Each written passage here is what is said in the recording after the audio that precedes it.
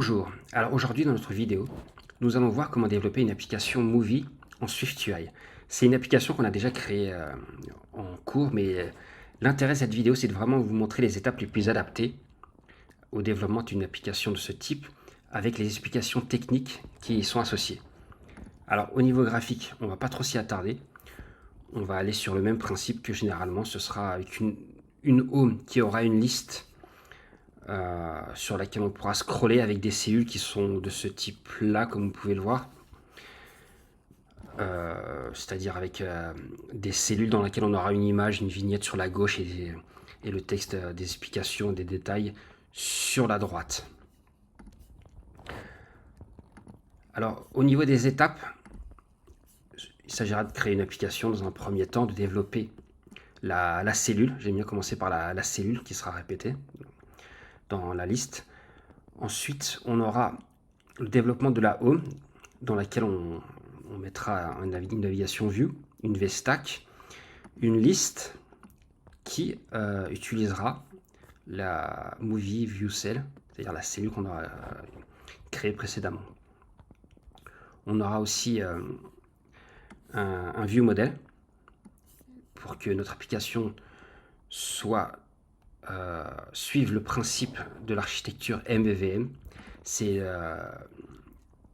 Le view model permettra de s'occuper du téléchargement des applications, du contenu à afficher, ainsi que de gérer le rafraîchissement de l'écran.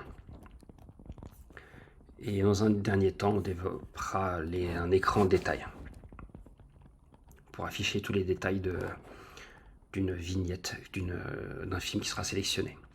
Alors commençons. Il s'agira de développer une application de cette manière-là. Movies. On fera gaffe à bien avoir SwiftUI ici au niveau de l'interface.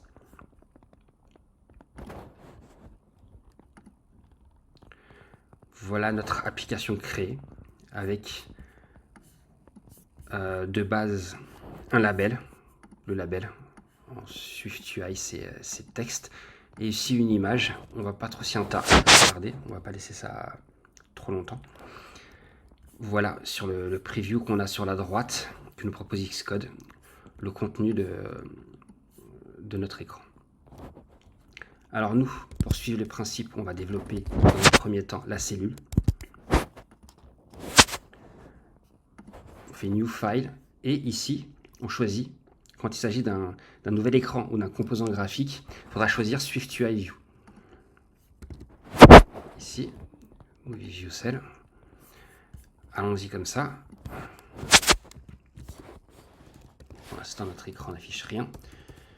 On va commencer par ajouter les properties de notre écran. On aura le nom du film, qui est de type chaîne de caractères, la date de sortie, qui est de type chaîne de caractères, ainsi que l'image. Et ici, on aura l'URL de l'image, qui sera donc de type chaîne de caractères.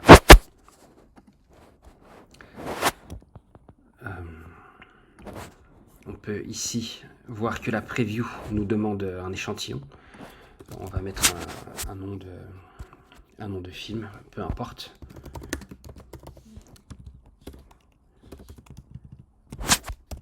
Ici une date quelconque ici. L'image, on va pas en mettre. Pour le body, ça c'est pas la peine. Alors notre cellule aura besoin dans un premier temps d'une hash stack. La raison pourquoi, c'est parce que dans un premier temps, notre cellule, on travaillera sur du contenu à l'horizontale. On aura une image et d'autres contenus sur la droite. Donc une hash stack, on va l'ajouter ainsi. Une hash stack dans laquelle on mettra une image. Et sur la droite, on aura nos textes. Et pour mettre nos textes, ici, on aura besoin d'une vstack. On va rajouter ici. Il s'agira de mettre l'alignement qui sera leading pour l'aligner à gauche. Alors très simplement ici, on va mettre nos textes avec un label de cette manière-là. Le label.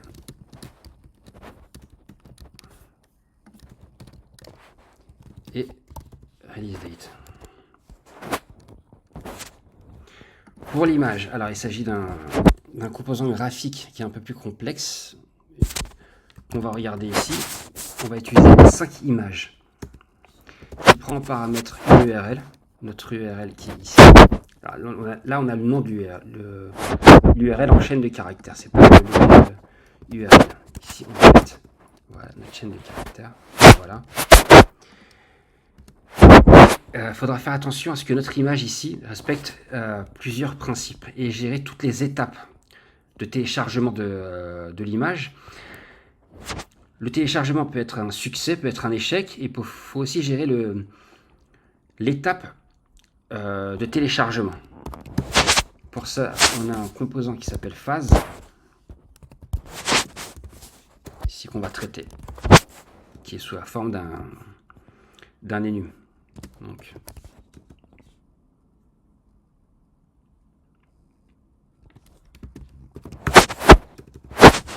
on a plusieurs cas à traiter. Par exemple, le premier, c'est le success,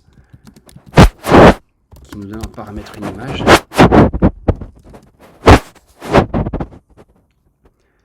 Et cette image, on va traiter ça Isabelle pour la rendre modifiable. On va modifier son aspiration en disant que l'image doit être caractère fit pour qu'elle soit étirée. Et on va modifier une taille d'image aussi avec la méthode frame.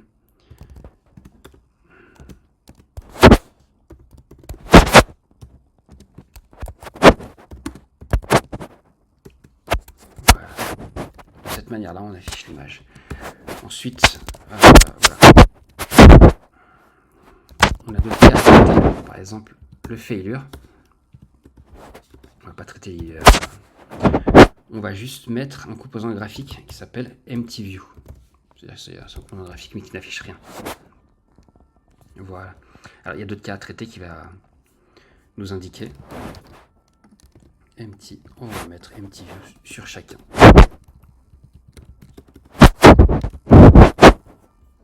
Voilà. Voilà notre cellule. On va rajouter un petit composant graphique afin qu'elle soit plus sympa. Pour que l'image ait un fond, notre cellule est un fond, on aura besoin d'une Z stack pour mettre du contenu par-dessus ou par-dessous. Voilà.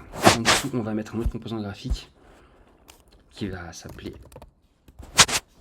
voilà, celui-là. On va mettre encore un radius de 10 par exemple. Voilà.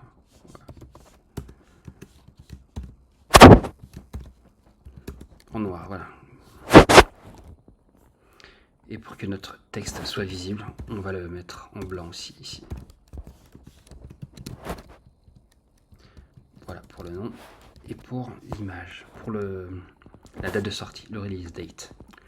Voilà notre cellule créée en quelques minutes. Allons maintenant vers la home. Alors sur la home déjà, on va retirer ça. On n'en a pas besoin. On va procéder de la même manière, c'est-à-dire en regardant comment ajouter toutes les propriétés. Pour l'instant, il n'y en a pas. On va s'attarder sur l'écran. On va mettre dans un premier temps, comme on l'a vu dans le process ici, une navigation view. On en a besoin de la navigation. On va mettre une VStack, très simplement. on devra mettre une liste et de cette manière-là. Et on voit bien que dans cette étape, on a besoin d'un modèle. Le modèle, on va l'appeler movie, parce que notre liste, elle travaille seulement sur des modèles qui héritent de identifiable. Ça marche comme ça, et ça va nous obliger à avoir un identifiant unique pour chacune des cellules. On va créer notre cellule ici, notre modèle ici par exemple, qui va hériter de l'identifiable. C'est un protocole qui va nous forcer à avoir un ID. Voilà. Pour qu'il y ait un ID, moi j'utilise la méthode UID. C'est une fonction qui permet de générer un identifiant qui sera unique. Alors on a d'autres informations comme le nom, qui sera de type chaîne de caractères.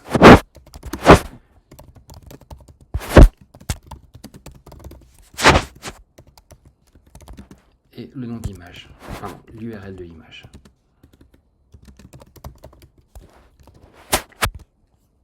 Voilà, maintenant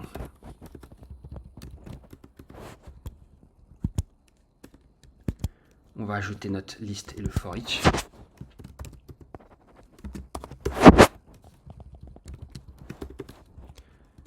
Dans notre for each, on prendra en paramètre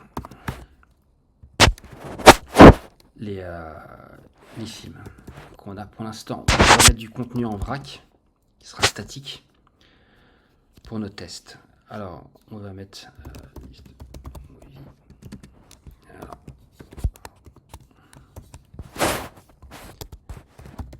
le modèle qu'on vient juste de créer en bas ici. Alors ici il prend un UID directement, donc on n'a pas besoin de on va mettre juste un film avec une date de sortie.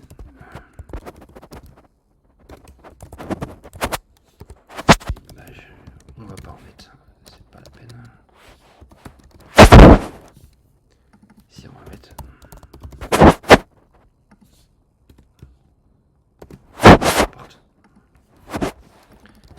Et là, étant donné que movie hérite bien de l'identifiable, ça marchera ici. Donc ici, on a le movie, le premier et le deuxième, qui seront pour chacun des movies. Ce qu'on va faire, c'est qu'on va mettre la cellule qui est ici. Voilà.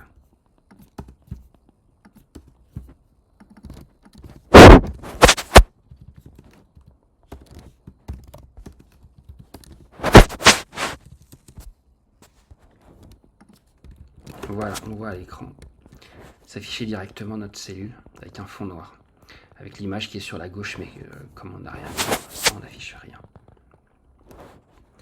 Voilà pour notre cellule de créer et notre home avec du contenu statique. On va passer maintenant, étant donné qu'on a nos deux étapes précédentes qui sont terminées, on va passer au développement du view model qui est légèrement plus complexe. Alors, il s'agit de créer un view model, ce n'est pas un composant graphique, donc il n'est pas nécessaire d'avoir SwiftUI View, mais on peut aller sur Swift File directement. On va créer notre classe view model qui est une classe. Afin de gérer notre view model comme correspondant au modèle SwiftUI et au modèle SwiftUI et au pattern observable, notre view model héritera de object. Voilà. Et maintenant, quand on a une classe observable object, toutes les propriétés qui ont le property published toutes ces propriétés-là vont envoyer un événement pour dire qu'elles ont été mises à jour à la home. Car c'est la home qui va avoir un pointeur sur le view model.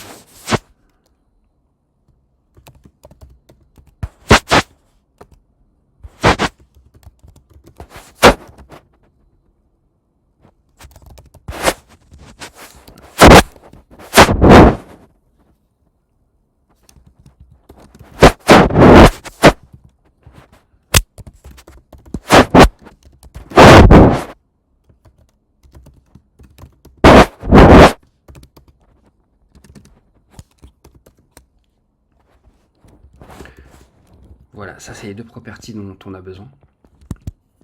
On peut le voir ici. Ensuite, il y a une analyse de l'API à faire. Voilà, c'est du contenu en vrac avec pas mal d'informations. On va passer à l'étape suivante. Récupérer. On va développer une fonction fetch movie list qui va appeler l'URL et récupérer la liste de movies de notre URL, de notre web service.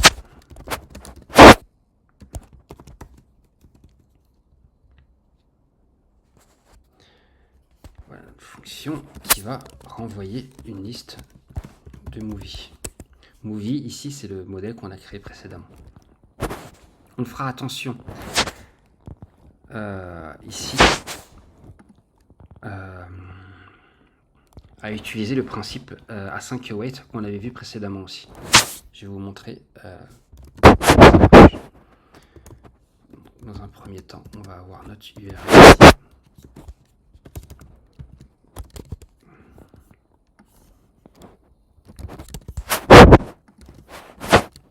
URL d'ajouter. Et maintenant, on va procéder au téléchargement. Le téléchargement se fait dans un bloc do catch afin de pouvoir gérer les erreurs. Si on a une erreur, on verra un tableau vide. Passons au téléchargement. Voilà, il faudra faire attention. À cet endroit-là.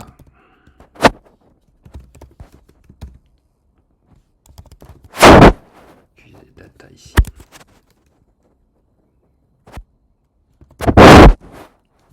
Si on va mettre notre URL, contenu téléchargé, on va mettre ça dans un tuple.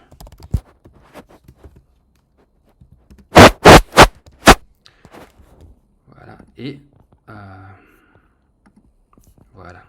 Quand on a await, ça, pour vous rappeler, ça permet d'indiquer qu'il y aura au niveau du process une demande d'attendre que cette fonction soit terminée. On ne passera pas au reste tant que cette fonction sera terminée. Et quand on a une fonction qui est await, qui est appelée dans une fonction, cette fonction devra ajouter le mot-clé A5 à cet endroit-là. Maintenant, on a le contenu de télécharger. Il faudra le décoder. Alors, on le décodait, récupérer les modèles là-dessus. Donc, procéder de cette manière-là. Contenu. Et ça nous générait nos modèles.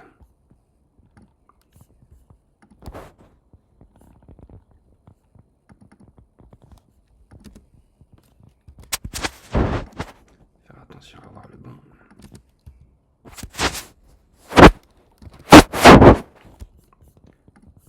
Il suffit de faire un glisser-déposer ici pour ajouter nos modèles à notre projet. Nous voilà maintenant, on va utiliser try encore, source d'erreur. Et là, on aura notre modèle. Une fois ça, c'est le modèle de base qu'on a. Au niveau du data, nous voilà comment on ajoute le data.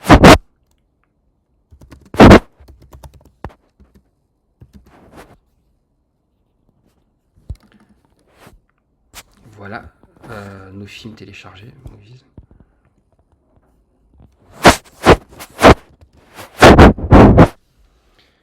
Et maintenant, faut faire gaffe parce que le movie qu'on a ici, il s'agit d'un objet JSON for Swift. Il faut convertir ce modèle-là qu'on a reçu ici au modèle dont on a besoin, c'est-à-dire movie. Pour ça, après avoir analysé l'API, on va utiliser la fonction compact map pour former notre tableau. De cette manière-là, on n'a pas besoin des parenthèses. Ici,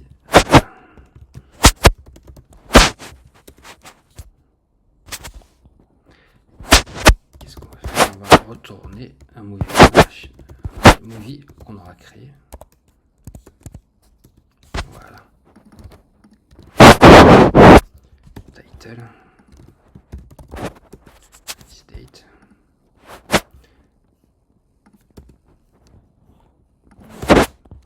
Alors, étant donné que title est un optionnel,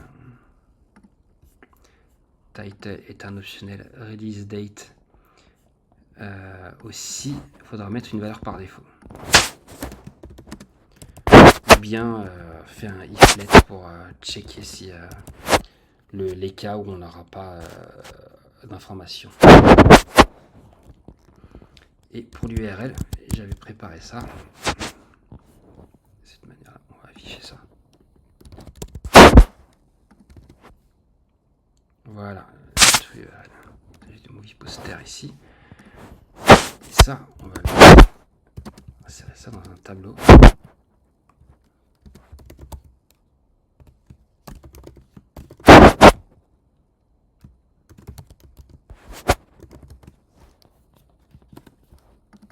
Voilà. Ça, c'est un modèle qui est conforme à celui-ci.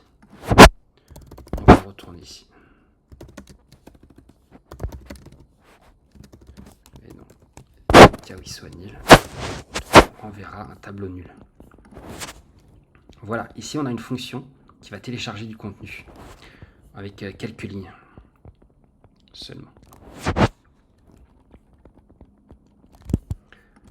Voilà, on en était. Et maintenant, aussi, il nous faudra aussi développer dans un second temps une fonction qui permet de configurer l'écran.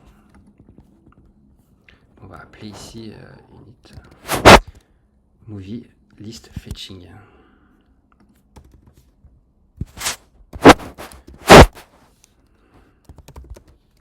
À 5. On va mettre à 5 aussi.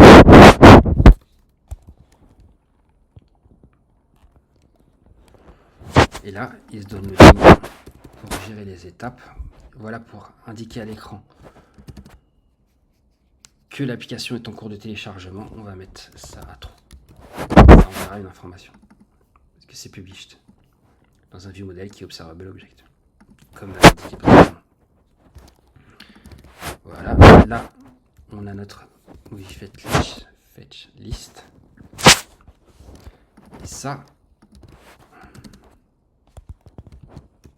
une fois que le téléchargement sera terminé, à l'écran est terminé. Voilà, ici il va nous dire d'insérer await parce que c'est une fonction qui est à 5.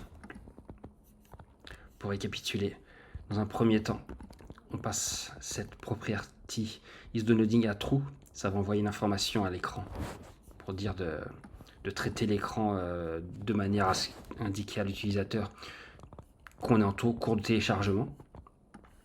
Ensuite, le process va s'arrêter jusqu'à ce que cette ligne ait fini d'être téléchargée, fini d'être exécutée. Enfin, on aura isDownloading est égal à false pour indiquer, rafraîchir l'écran et indiquer que l'écran est prêt à afficher les informations qui ont été téléchargées. Enfin, il faudra afficher ça dans la fonction onAppear. On peut ajouter maintenant à notre écran home notre view model.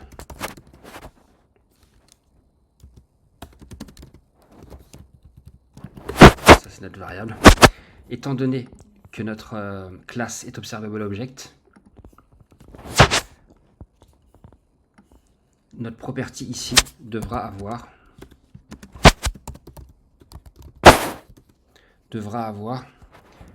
ce property wrapper, c'est-à-dire state object. Donc maintenant, on n'a plus besoin de list movie. Ça, movie list.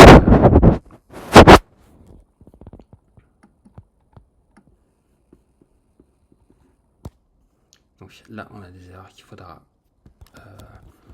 traiter. On n'a plus besoin de ça. Et surtout, à ce niveau-là, on va mettre, dès que la fonction sera apparue,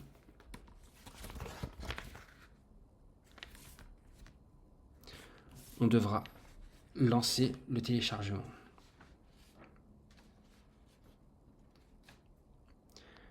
De cette manière-là, avec le bloc task. Task, ça permet d'indiquer, de lancer du contenu qui sera exécuté de manière asynchrone.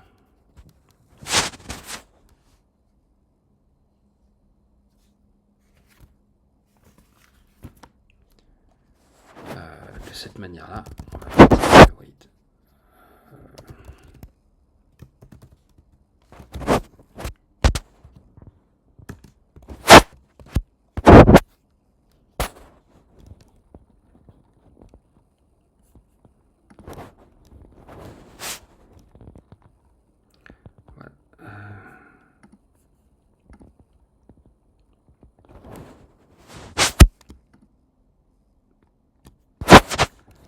Il nous faut gérer ce problème.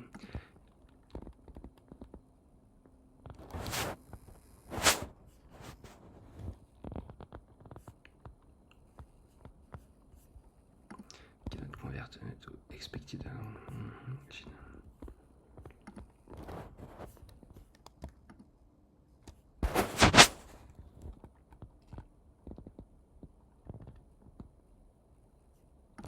Oui, en effet,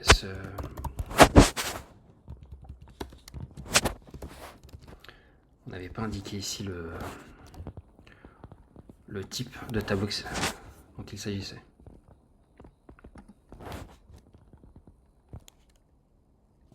Voilà, maintenant ça marche mieux. Voilà, ici on a notre contenu. Et on peut aussi voir ça dans un vrai simulateur plutôt que la preview.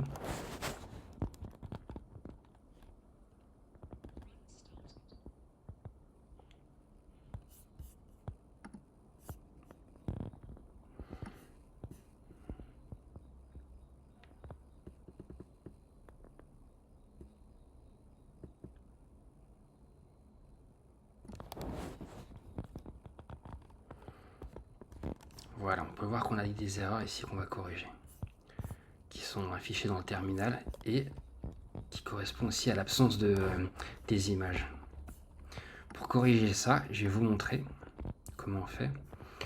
On va à cet endroit-là, dans le fichier plist, application scene market, il faudra rajouter une property.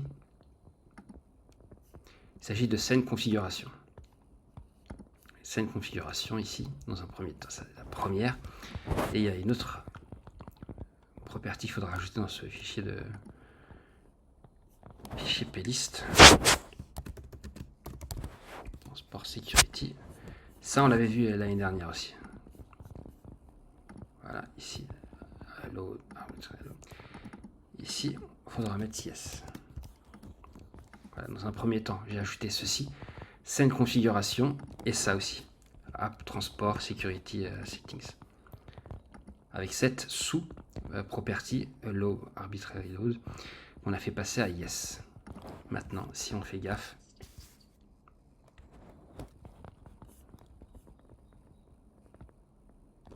voilà, on a bien nos images. Il manque juste un petit alignement à gauche qu'on va traiter tout de suite.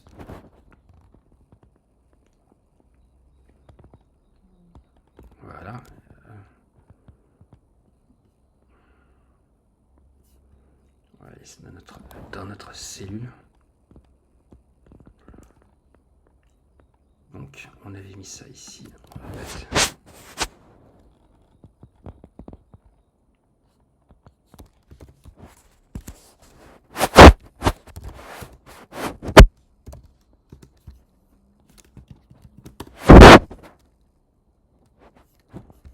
Voilà, de cette manière-là, ça devrait corriger notre problème.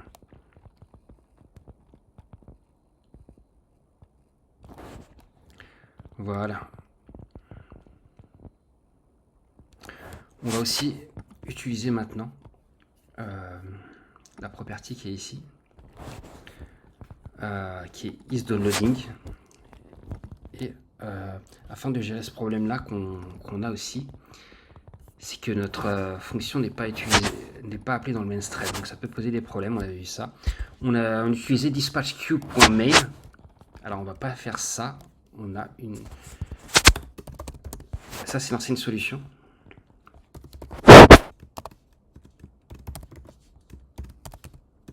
Voilà, c'est pour lancer ça, ça permettait en fait de corriger le problème. Maintenant il y a une solution un peu plus moderne que d'utiliser ça. Il s'agit d'indiquer directement ici un autre property wrapper qui s'appelle main_actor. Ça permet en fait de faire le même travail, d'indiquer que le contenu de cette fonction devra être exécuté dans le main thread, comme demandé ici. On va utiliser isDownloading ici. Dans notre home ici, on a ça, soit ça, bien sûr.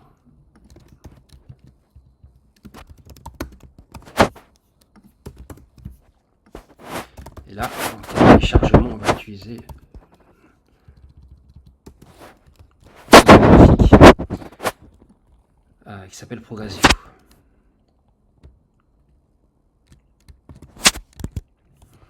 Et là, on devrait voir ProgressView s'afficher très rapidement au milieu de l'écran pendant le téléchargement. Vous avez peut-être dû la voir ici. Sur écran, ça va, sur ordinateur, ça va assez rapidement, mais il faut aussi gérer le cas d'une application qui est sur un téléphone qui télécharge assez lentement à cause de son débit. Voilà, on a maintenant une application qui nous affiche correctement ces cellules. On a une liste qui marche bien. Et on va traiter la dernière étape qui est d'ajouter un écran détail movie détail list.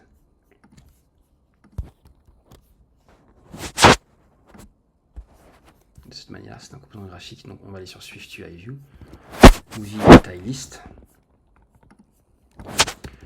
qui va afficher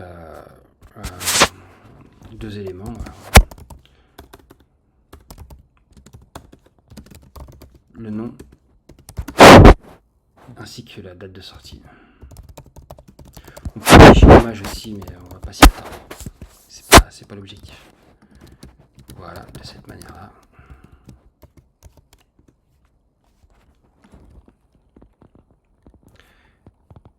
Voilà pour le...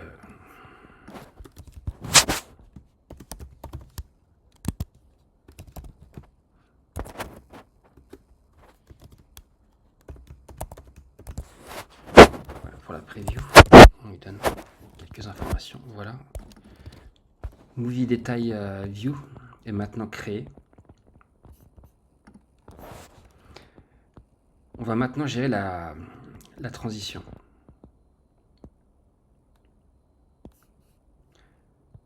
On va aller pour ça sur notre home et sur notre cellule par-dessus. On va utiliser un autre composant qui s'appelle navigation view. Pardon.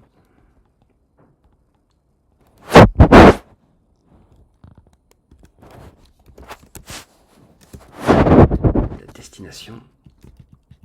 On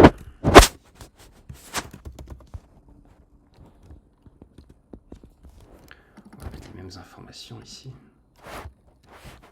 Non, destination. l'application, on va mettre Movie Details. Voilà. Ça, c'est deux properties de Movie Details.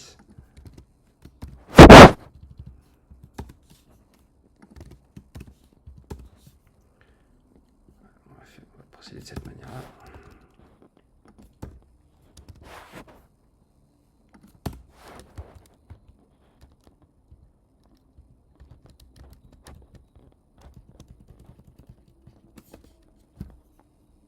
C'est comme ça plutôt. Voilà, ici on va mettre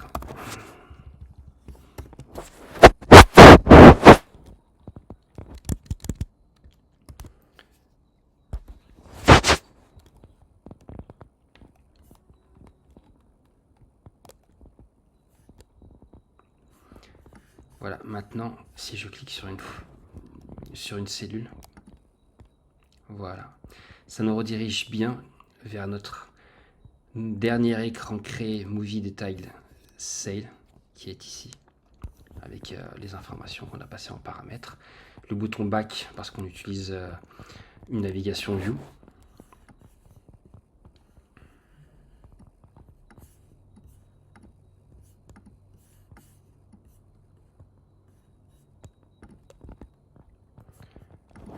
Voilà notre application créée qui est de type assez classique. Alors il y a des améliorations qui ne font pas partie de l'objectif de cette vidéo. Si vous avez la moindre question, vous pouvez me l'envoyer par mail ou en commentaire de cette vidéo. Je vous invite vivement à essayer de refaire cet exercice en préparation du projet qui sera noté. Bon courage à vous, au revoir.